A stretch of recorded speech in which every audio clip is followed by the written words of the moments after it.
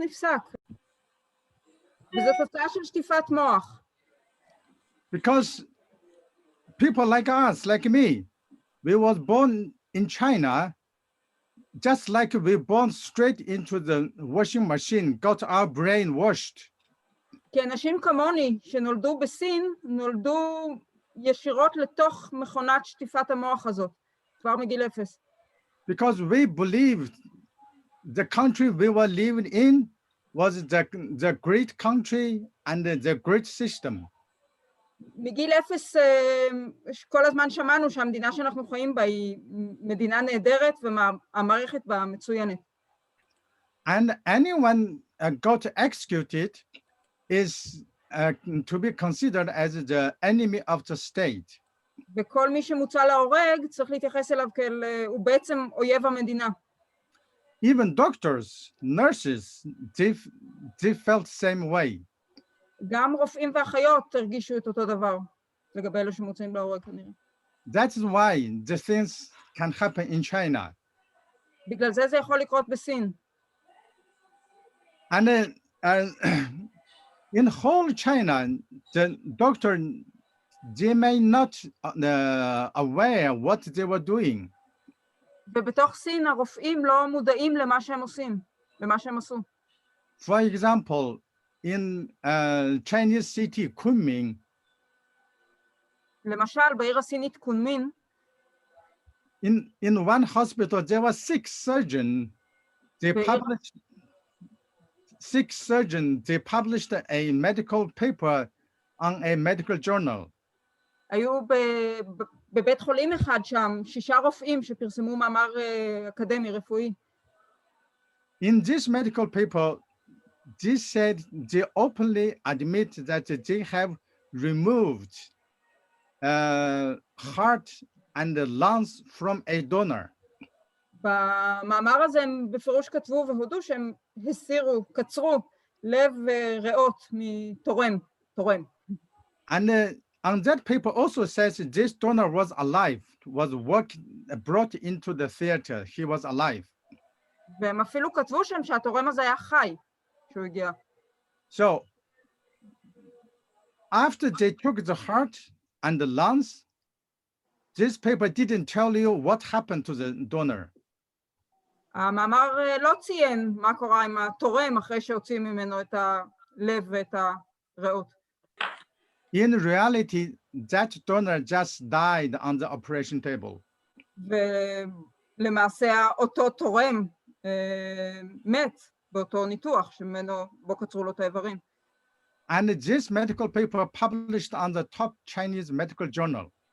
והמאמר הרפואי הזה פורסם בכתב עת רפואי סיני.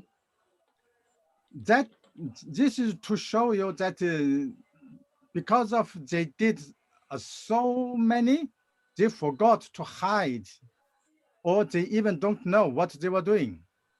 זה בשביל לתת לכם דוגמה שאחרי שהם קצרו ככה איברים מכל כך הרבה אנשים, הם כבר לא רואים את מה שהם עשו. So let me give you another statistic thing. עוד נתונים סטטיסטיים. In China, Chinese culture is that everybody thinks they need their body after they die. בסין אנשים מאמינים שהם צריכים את הגופה שלהם אחרי שהם מתים. So Chinese culture, they don't donate their organs. לכן אנשים סינים לא תורמים את האיברים שלהם. So in whole China, there are 1,400,000,000 population. כך שבכל סין יש 1.4 מיליארד בני אדם. רקפת, בבקשה, דברי קצת יותר לאט, אנחנו במועדון העברי בפריז. סליחה. Only 2 million, less than 3 million people were registered as organ donor. ורק פחות מ3 מיליון בני אדם, נדמה לי הוא אמר, נרשמו כתורמים. That is again, it is 0.18% of the population. מדובר על 0.18% מהאוכלוסייה. And that percentage is the lowest in the world.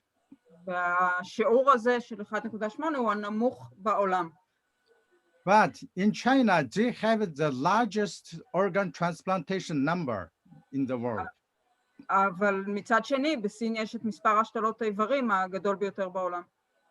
Question is where they got those organs from. והשאלה שעולה זה מאיפה הם משיגים את האיברים האלה. And last year, just after this pandemic started in Wuhan, ובשנה שעברה, אחרי שהמגפה הזו החלה בווהאן, a newspaper in Beijing has reported a medical case. עיתון בבייג'ינג דיווח על מקרה רפואי. They said they have found a new way to treat this virus lungs problem. תיאר דרך חדשה להתמודד עם מחלת הריאות הזאת של הנגיף. There was a man who got this coronavirus and who had this virus destroyed his lungs. היה חולה שהנגיף הקורונה שהוא נדבק בו הרס את הריאות שלו. Because he was a Chinese official, כיוון שהוא היה פקיד רשמי, פקיד ממשל סיני, these Chinese doctors, they managed to find one set of lungs, so give him a set of new lungs. אז כיוון שהוא היה פקיד משטר, הרופאים שם הצליחו להשיג עבורו ריאות להשתלה. But these lungs didn't work. אבל הריאות האלה, ההשתלה לא הצליחה, הריאות לא עבדו. So in 5 days time, they got second pair of lungs. ותוך 5 ימים הם השיגו עבורו ריאות חדשות להשתלה. This question can be asked, how can you find 2 pair of lungs in 5 days time? והשאלה שכמובן עולה זה איך משיגים פעמיים ריאות תוך 5 ימים. If you have the lowest number of registered donor, בעיקר לאור העובדה שיש לך את המספר הנמוך ביותר של תורמים שמעוניינים לתרום. and that is also not the case. In some cases, in 2008, in Hunan province, there was one case. They changed a kidney for one man in 1 week, changed 8 kidneys, 8 times, gave him 8 in 1 week. היה מקרה ב-2008 בסין של בן אדם שהיה צריך כליות, והם השיגו עבורו 8 כליות. 1 week. On 1 week. 8 כליות בשבוע אחד. So this is to show you they have plenty of organs. Where these organs come from? זה כדי להראות לכם שיש להם שפע של איברים. מאיפה האיברים האלה מגיעים? Just human organs, it's not like that a meat we buy from the market. איברים אנושיים זה לא כמו בשר שקונים בסופר או בשוק. The meat you buy from the market, you can put into your freezer and eat 10 years later, no problem. בשר שקונים בשוק, אפשר להקפיא ולאכול אותו אחרי כמה שנים. But organ only can stay outside the human body probably 8 or 10 hours.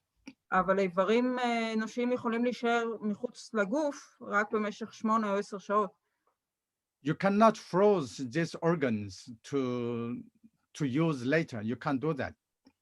אי אפשר להקפיא את האיברים האלה כדי להשתמש בהם אחר כך. So how can you get organs in 5 days, 2 pair of lungs? How can you do that? אז שוב, איך תוך 5 ימים משיגים פעמיים ריאות? There are so many unanswered questions.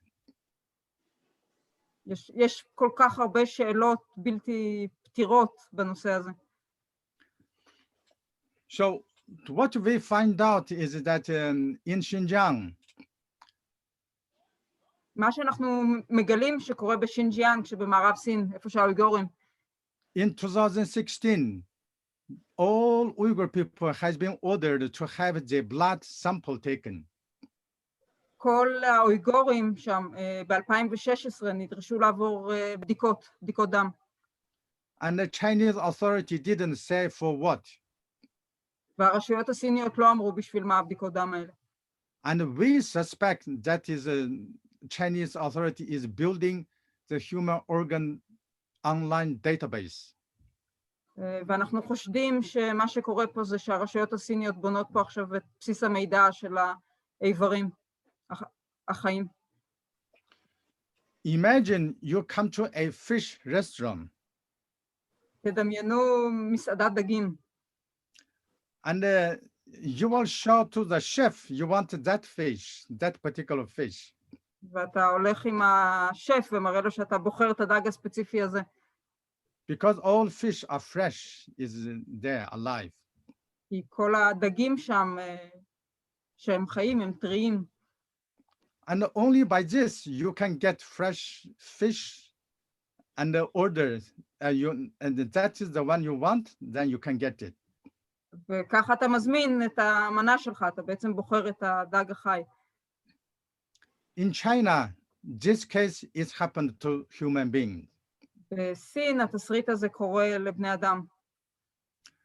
We have received the reports and saying that many people, they even come to the camps, come to the prisons, because local authority will show them those people whose blood match with their body, so they can choose which one they want. יש סיפורים על אנשים שחולים שלפני הניתוח, הכניסו אותם למחנות עבודה בכפייה, לבתי כלא, והראו להם את האנשים שסוג אדם מתאים לסוג אדם שהם צריכים, והם יכלו לבחור את הבן אדם.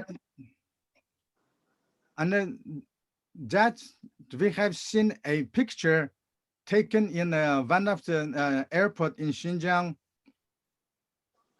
וראינו תמונה באחד משדות התעופה בשינג'יאנג. On that picture, it says there was a label on the ground. בתמונה הזאת רואים שיש כתובית על האדמה. And it says, this is for organ transplantation express pathway. וואו. זה, וכתוב שם על הכתובית הזאת שזה בשביל מסלול מהיר להשתלת איברים. בשדה התעופה. The weird thing is, if you see a sign like that and you understood, in that city, they're exporting human organs. אז כשאתה רואה את זה, אתה יכול להבין שבעיר כזאת הם מייצאים איברים להשתלה. But Xinjiang, it is very, population is only 25 million. It is very few. It's very small. שינג'יאנג היא קטנה יחסית, האוכלוסייה שם די קטנה לסין, רק 25 מיליון בני אדם.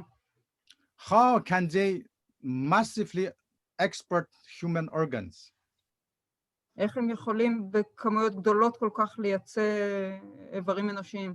רקפת, קצת יותר לאט. תודה. כמוהו, תדברי בקצב שלו. תודה. תודה לך. So that made me, or made us link that concentration camp to the organ harvesting. וזה עזר לנו לקשר בעצם בין מחנות הריכוז לבין קצירת האיברים. If, let's just say, a foreigner come to China, want one organ. בואו נחשוב על מישהו מחוץ לסין שרוצה איבר. You will submit your sample, your blood sample, and they will analyze it. מנתחים את בדיקות הדם של המטופל ובודקים אותן.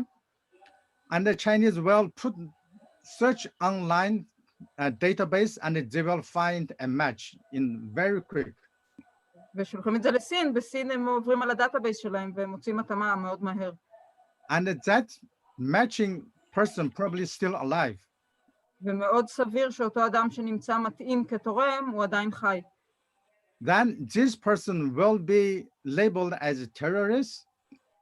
מאותו שלב יתייגו את אותו אדם כטרוריסט למשל. Then taken away to the camp, wherever we don't know. ואז יוציאו אותו מהמחנה, אנחנו לא יודעים לאן. The family, they only know this person has gone missing. המשפחה שלו, כל מה שהיא תוכל לדעת זה שהאדם הזה נעלם. But this foreigner will get a new organs. אבל אותו אדם זר שהגיע מחול יקבל איבר חדש. The problem is we don't have direct evidence. הבעיה עם כל זה שאין לנו עדויות ישירות.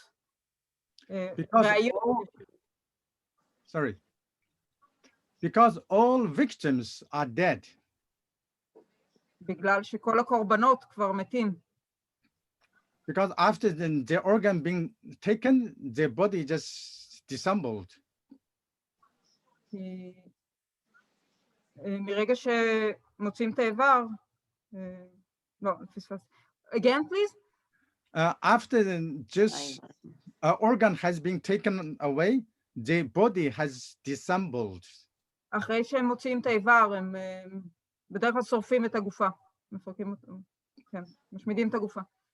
Yeah. So there's too many things I want to just say till now if you have any questions. אז יש כל כך הרבה דברים, ועכשיו אם יש לכם שאלות, הוא ישמח לענות.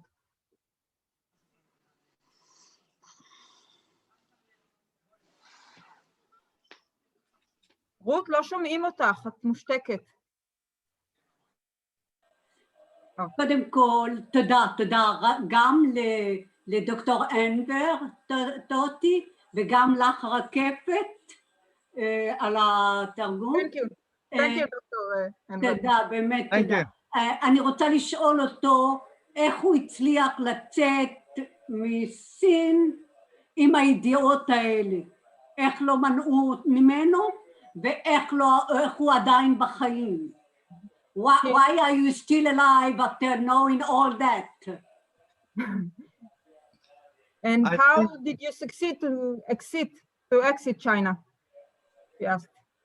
Well, I think I am protected by God. אני חושב שאני מוגן על ידי האל. And I believe they have tried several times to kill me. I was just lucky. אני מאמין שהם ניסו כמה פעמים כבר להרוג אותי, והיה לי מזל.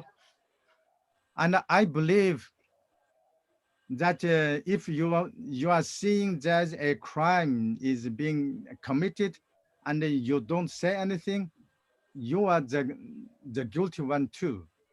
אני מאמין שאם ראית פשע ולא עשית שום דבר בשביל לעצור אותו, אז גם אתה אשם. Yes, this world, morality of this world will be done if not by the bad people, but by the good people's silence.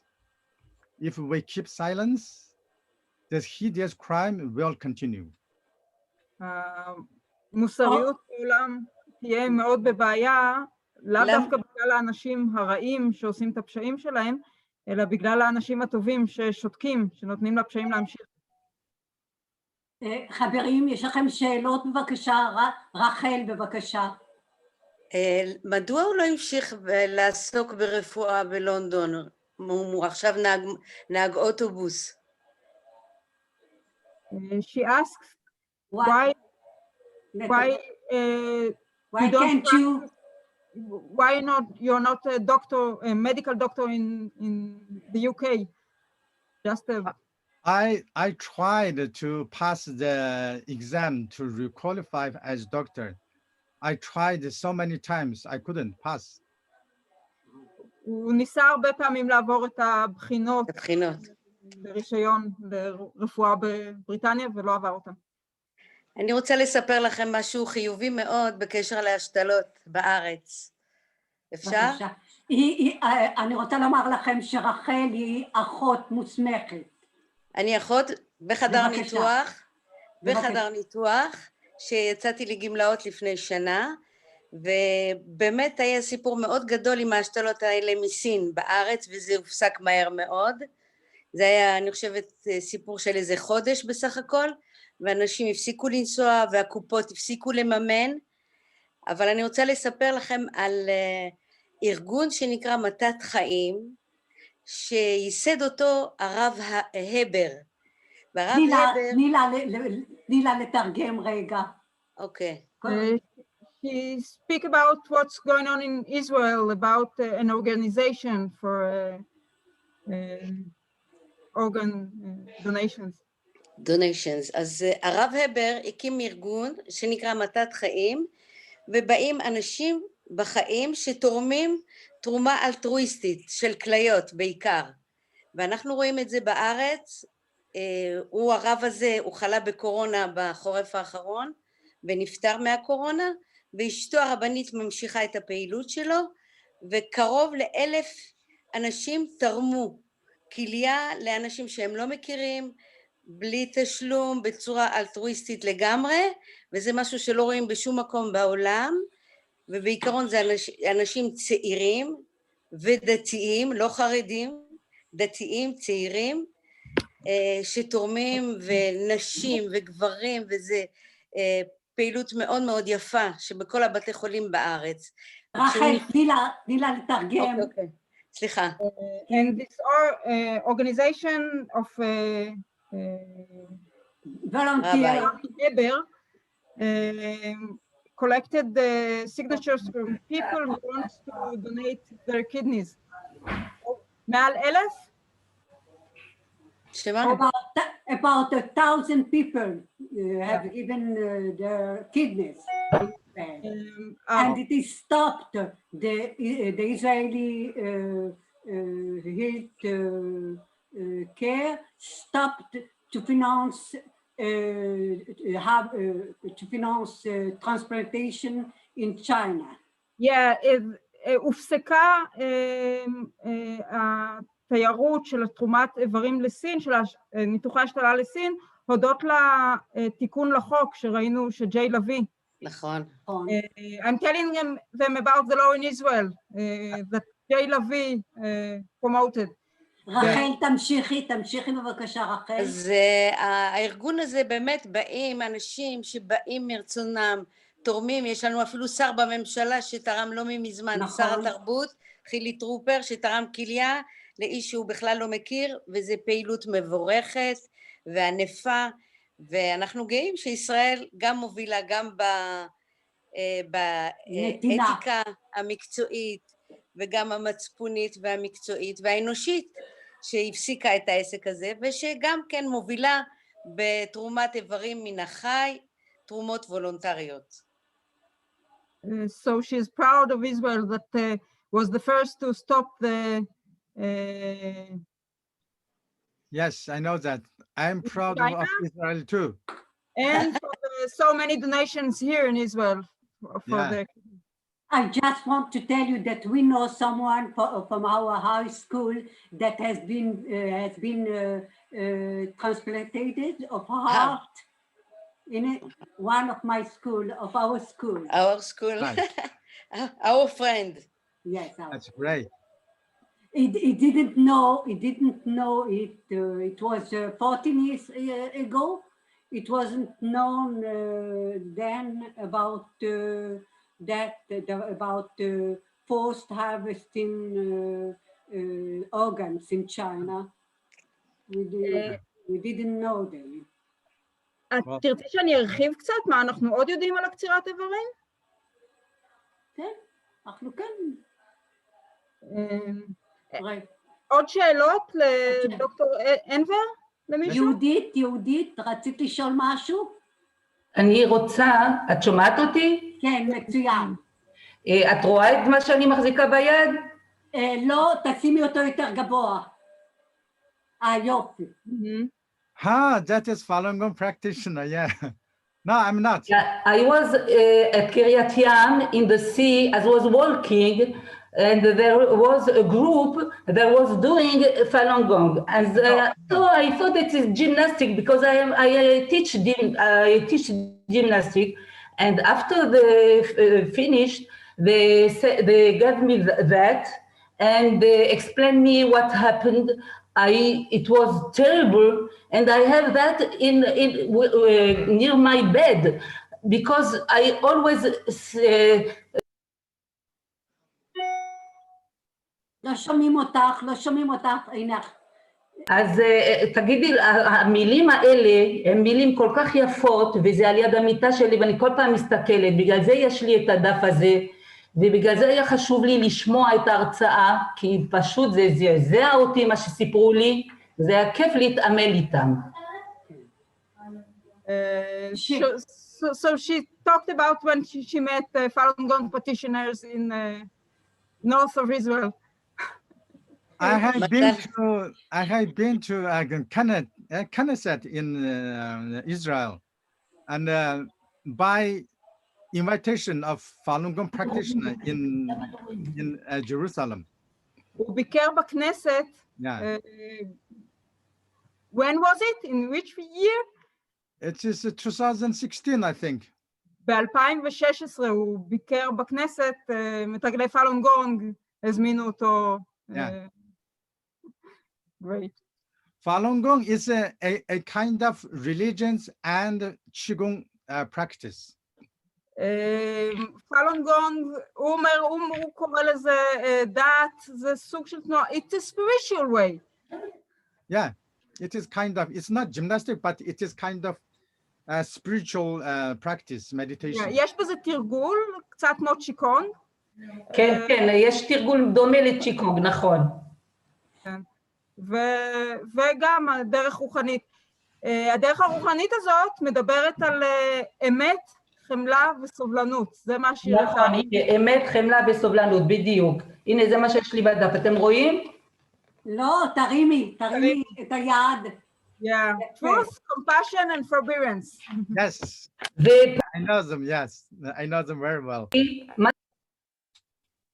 זוועות מה שעשו להם, כמה דוגמאות של זוועות מה שעשו להם, זה היה נורא לקרוא את זה. וזה עדיין קורה. זה פשוט נורא. שיבורכו כל האנשים שעוררו את הפולמוס הזה. אני רוצה לספר עוד קצת על קצירת איברים ועל בכלל הזכויות אדם בסין, כי זה הרבה יותר רחב מזה. כן? רקפת, את יכולה... בעצם ההרצאה הייתה היום שלך, אבל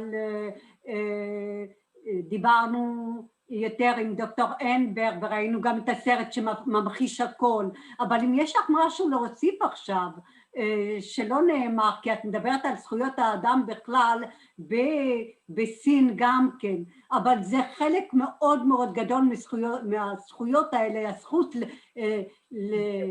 על הקניין הגופני שלנו, לשמור עליו, על הגוף שלנו, גם את זה הם לא נותנים, את השלמות הגופנית הם לא נותנים.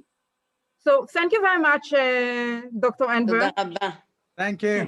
Thank you. ביי ביי, זה היה מרתק. דוקטור אנבר. It was fascinating what you said. דוקטור אנבר. Dr. Enver, thank you very much for having been with us today.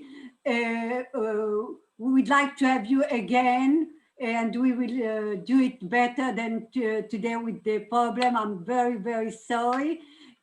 I just want to tell you that each Monday and Tuesday we have a lecture in Hebrew in the Modern Ivri, and if your studies in Talmud are enough good, you can just join us. Yes, please. Yes, thank you. Very nice. Tada, that you understand that. Tada rabba. Tada rabba. It is very, and I just started learning Hebrew. Just very few. תודה. אני רוצה לומר לכולם תודה רבה. ביום ראשון הבא יש לנו את מרים אהרונוביץ' שהייתה שבויה באנטבה, היא תדבר על החוויות שלה, ורמי שרמן שהיה בסיירת מטכ"ל ובמטוס הראשון שנחת באנטבה ותחת הפיקוד של יוני נתניהו במטוס הראשון, חילץ אותה. אחר כך ביום שלישי 19 בינואר כרמלה רובין תדבר על האומן האהוב ראובן רובין, ודוקטור שירב ידבר ביום ראשון 24 על האומנות הישראלית. תודה רבה. Thank you very much for all of you. Hope to see you again. Just not Thursday, next Thursday at 18 in Israel, in France, and 19 in Israel. We speak in French, 19, 18, you know, we don't say PM, AM. Okay, yes. At 19 in Israel, we have again our lecture. Thank you, all of you. Thank you. Please send me the link for the next lecture. So it's the same link for all of the same link. I will send you again. Thank you. And תשמרו על עצמכם, keep your health, תשמרו על עצמכם מקורונה. אוהבת אתכם, תודה רבה, וסליחה על כל הפרק. כן, בבקשה. רותי, מישהו הזכיר קודם על פרופסור אריה אלדד.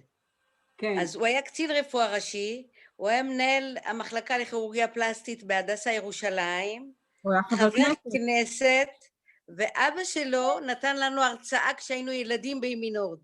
יפה. ישראל אלדד. אנחנו נזמין אותו להרצאה. הוא מרתק. שווה הרצאה. בהחלט כדאי. ואני רוצה לומר לך שאת האבא שלו ראינו אותו. בהרצאה אצלנו. יש לי שאלה אחת. את האבא של את ישראל אלדד ראינו. נכון. יצחק מאיר הביא לנו אותו לימינורד. נכון. אני מנשקת אתכם, מחבקת אתכם. תודה רבה ללארי פפר, בזכותו קיבלנו גם את דוקטור אנבר טוטי. תודה רבה לכולם. רותי, מותר לי לשאול שאלה? בבקשה, שאל. How do you explain that in the United States, students who are supposed to be idealistic, they're always protesting against Israel, and I never heard a protest against what's happening in China. How do you explain that? Where? In the United States. In the United States? איך אתה מסביר שיש שם בארצות הברית הפגנות נגד ישראל, אבל לא נגד סין? I think, as you can see, what's going on in the United States, that tells us that Chinese Communist Party's infiltration to the United States society is very, very deep. מה שאנחנו רואים עכשיו, ממה שקורה עכשיו בארצות הברית, זה שהמפלגה הקומוניסטית הסינית הצליחה לחדור עמוק עמוק בחברה האמריקאית ולהשפיע שם הרבה. I think also in the universities. Is that true? They also infiltrated the American universities. Universities, and they have established hundreds of Confucius institutes in the United States, and all these Confucius institutes are base for the spreading Chinese communist idea. לארי שאל אם הם חדרו גם לאוניברסיטאות, ודוקטור אנבר הזכיר פה את מכוני קונפוציוס, שסין הקימה באוניברסיטאות, והתכלית שלהם היא להכניס את התרבות הסינית ולהשפיע בתוך האוניברסיטאות. הם הקימו מעל 100 מכונים כאלה, הוא אומר.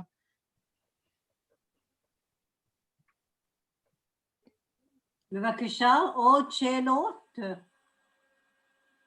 טוב, מאחר וסיימנו, אני אוהבת אתכם, מחכה לכם ביום שלישי, ותודה לך רקפת, 1000 תודות, בזכותך קיבלנו הרצאה מאלפת פה. תודה רבה לך, והצלחה בכל מעשה ידייך, ותמשיכי לדבר בנושא זכויות האדם בסין, ולהציל אולי אנשים. תודה רבה. תודה רבה. תודה רבה, להתראות. תודה רבה. שלום. שלום.